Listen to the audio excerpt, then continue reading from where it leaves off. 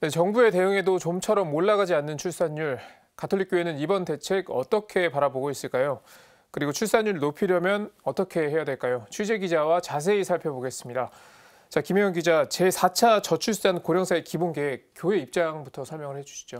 네, 가톨릭교회는 이번 대책을 긍정적으로 평가를 하고 있습니다. 네. 영아 수당 신설이든 육아휴직 확대든 지원이 없는 것보다 낫다는 것입니다. 예. 지금 언론들은 돈으로 문제를 해결하려 하는 거 아니냐 이렇게 지적을 하고 있지만요. 예. 조금이라도 지원이 나아진다면 긍정적이라는 게 가톨릭교회 입장입니다. 하지만 쓴소리도 있잖아요.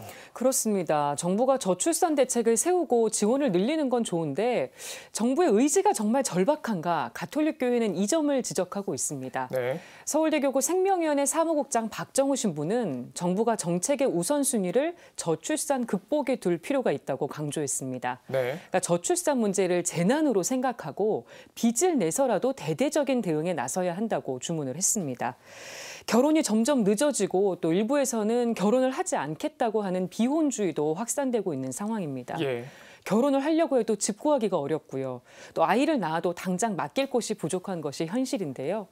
박정우 신부는 이렇게 저출산이 초래된 근본 원인을 생각해보고 어린이집을 대폭 확충할 필요가 있다고 지적했습니다. 네.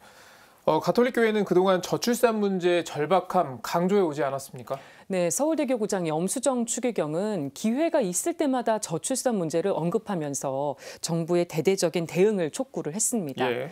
올해 7월이었습니다. 그 21대 국회 개원미사를 주례한 자리에서 이 저출산 문제를 생명 경시 풍조의 일환으로 보고 우려했는데요. 당시 추기경 발언 직접 들어보겠습니다. 네. 현재 우리나라는 세계에서 대표적인 저출산국이 되어 있습니다. 또한 인간 생명에 대한 경시 풍조는 단지 태어나지 않은 생명에 대한 공격뿐 아니라 여러 가지 형태의 폭력과 비인간적인 범죄의 증가로 나타나고 있습니다. 네, 염추기경은 앞서 올해 5월 국회 가톨릭 신도의원회 회장단을 만난 자리에서 아기를 낳거나 또 낳을 부부에게 직접 지원을 늘렸으면 좋겠다면서 이 저출산 극복을 위한 입법을 요청하기도 했습니다. 네.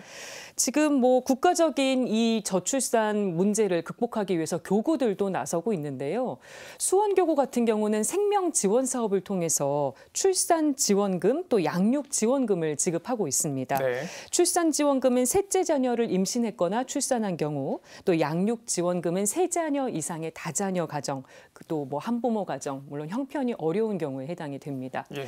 청주교구는 셋째 이상의 자녀를 낳은 가정에 출산 장려금을 지급하고 있습니다.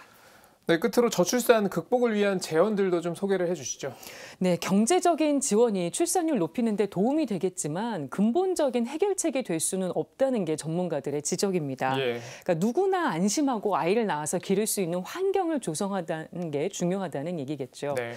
지금 정부가 이번에 대책을 발표하면서 출산율 목표치를 제시하지는 않았습니다. 그거보다는 사회의 구조적인 변화를 더 중시하면서 대책을 만든 점은 긍정적이라는 평가가 나오고 있습니다. 네. 다만 이 심각하다는 얘기로도 모자란 이 저출산 상황에 대해서 정부가 진정성을 갖고 더 치열하게 대응을 해야 된다. 이런 주문이 나오고 있습니다. 예. 가톨릭교회는 저출산 극복을 위해서 생명교육이 필요하다는 입장입니다. 피임 위주의 성교육이 아니라 이 출산의 중요성, 또 생명의 소중함을 알리는 생명교육이 전제가 돼야 저출산 문제도 극복을 할 수 있다는 입장입니다. 예, 알겠습니다. 네, 지금까지 김혜영 기자와 함께 저출산 대책에 대한 가톨릭교회 입장, 제언까지 살펴봤습니다. 잘 들었습니다.